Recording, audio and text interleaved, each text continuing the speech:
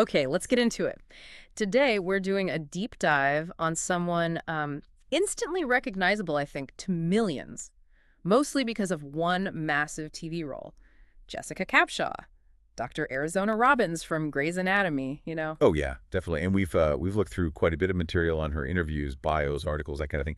The idea isn't just like listening roles. Right. We want to pull out the important stuff, really understand her whole journey and her impact on screen, sure, but off screen too. Exactly.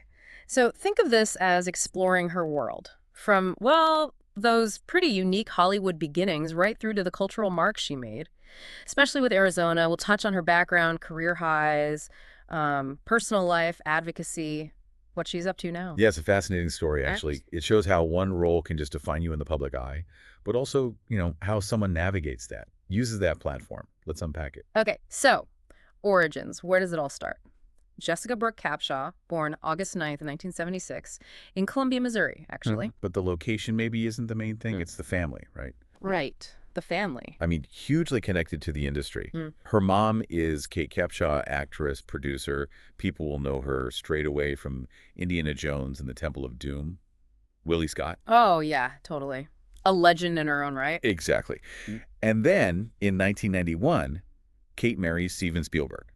So suddenly Jessica's stepdad is, well, So- Spielberg. Wow, just wow. Growing up with that, I mean, these huge creative figures all around, you have to wonder what that was actually like. Did the sources mention much? They kind of emphasize the exposure, obviously, but also seeing the craft business from the inside. It wasn't all glamour. It was seeing the actual work involved. She went to Harvard-Westlake in L.A., too, which is known for its arts programs. Right, yeah, lots of talented people come out of there. Yeah. And she didn't just leap into acting straight away, did she? The aforementioned Brown University. She did, yeah. Got a degree in English Lit, which is interesting. Shows the focus on story, narrative.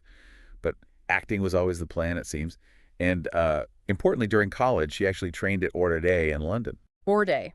Okay, that's serious classical training. You can sort of see how that might shape her performances later on, that discipline. Absolutely. Gives you a foundation, Yeah. beyond just connections or natural ability, something solid. Okay, so she's got this incredible background, the RADA training. How did she actually, like, break into the professional scene, get noticed? Well, her first kind of notable film role was The Locusts back in 97. Mm-hmm. But then, like a lot of actors, there was that period of, well, grinding, basically. Yeah. Taking roles here and there, TV, smaller films, building things up. Guest spots and things. I think ER was mentioned. Yeah, ER was one. She was in a sitcom called Odd Man Out. She also popped up in that slasher film Valentine in 2001, so horror fans might know her from that. Okay. Just getting credits, getting experience. Yeah. But the really big TV moment before Grey's came in the early 2000s. Ah, wasn't that the David E. Kelly show? The legal one? That's the one, The Practice. Yeah. She joined as Janie Stringer, an associate attorney, Mm-hmm. and landing a regular role on a Kelly show then. That was a big deal. Huge credibility boost. That makes sense. Kind of set the stage perfectly for, well, the role that everyone remembers. Exactly. Dr. Arizona Robbins. Grey's Anatomy. Mm-hmm. She comes in during season 5, and the materials suggest that audience connection was, like, instant. She really did arrive like a breath of fresh air, didn't she? Pediatric surgeon, super empathetic, bubbly, and the roller shoes. The Heelys. Yes, which apparently came from Shonda Rhimes wanting someone who literally skipped. Huh. Yeah, such a great character detail. But, while the vibe and the shoes were memorable, the real lasting impact, and this comes through so strongly in the sources, Yeah. was her relationship with Callie Torres, Sarah Ramirez's character. Ah, Calzona. Yeah. For so many viewers, that wasn't just some minor thing. Not even close. The materials really highlight this. Calzona became one of the absolute biggest, most important LGBTQ plus relationships on mainstream TV, ever. Oh. It wasn't treated as secondary. It was a full, messy, emotional love story right at the heart of the show for years. And Jessica Capshaw's performance was key to that, wasn't it? How did the sources describe her contribution? Like, how she changed things? They really stressed the depth she brought and the strength, the vulnerability. Arizona wasn't a checklist of traits. She was a whole person who happened to be gay. And that portrayal, it just resonated massively. The sources suggest it genuinely helped open minds for audiences who maybe hadn't seen that kind of nuanced representation before. That really does feel like a major part of her legacy. And she was there for a long time, nearly a decade, right? Left in season 14, 2018. Yeah, a long run. And the sources mentioned she handled leaving with a lot of grace, thanking Shonda, the whole team. You get the sense it was more than just a job for her. A really significant chapter. So after almost 10 years in that kind of demanding, high-profile role, what's life like for her outside the studio? Well, the material definitely shows that while acting's her profession, her personal life is really central. She's very focused on being a mom. She's married to Christopher Gavigan, who's a businessman. Right, and just for context, Gavigan co-founded The Honest Company, didn't he?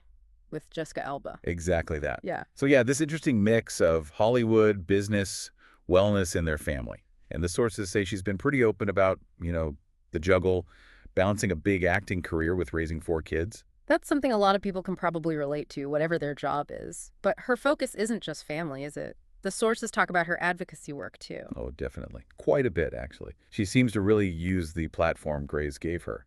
You see her involved with women's health, children's causes, sustainability stuff too, environmental issues, wellness. And specifically her connection to the LGBTQ plus community. Given Arizona's impact, that seems really important. It does. And it's a big part of her advocacy based on the material. She consistently speaks up for equal rights, for better representation. She's talked about how much it meant to play Arizona, the responsibility she felt to get that right for the community. It wasn't just lines on a page for her. It felt deeper. Yeah, you really get that sense. She seems to genuinely care. Since leaving Grays, though, in 2018, it maybe feels like she's been a bit less visible in that intense network TV way. What's she been doing? Yeah, the sources suggest she has kind of stepped back from that constant grind. Yeah. But she hasn't stopped working entirely. She was in that Netflix movie Holiday in 2021. Oh, right. Yeah, I saw that. Totally different vibe from Grace Sloan. For sure. And she's done other things, voiceovers, some indie films, maybe some producing work.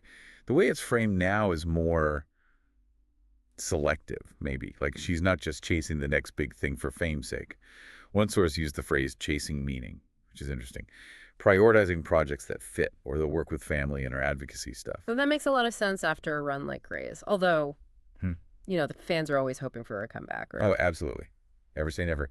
The material acknowledges that hope. So, the door isn't slammed shut, it seems, theoretically. So if we pull back, look at the big picture. What's the overall takeaway?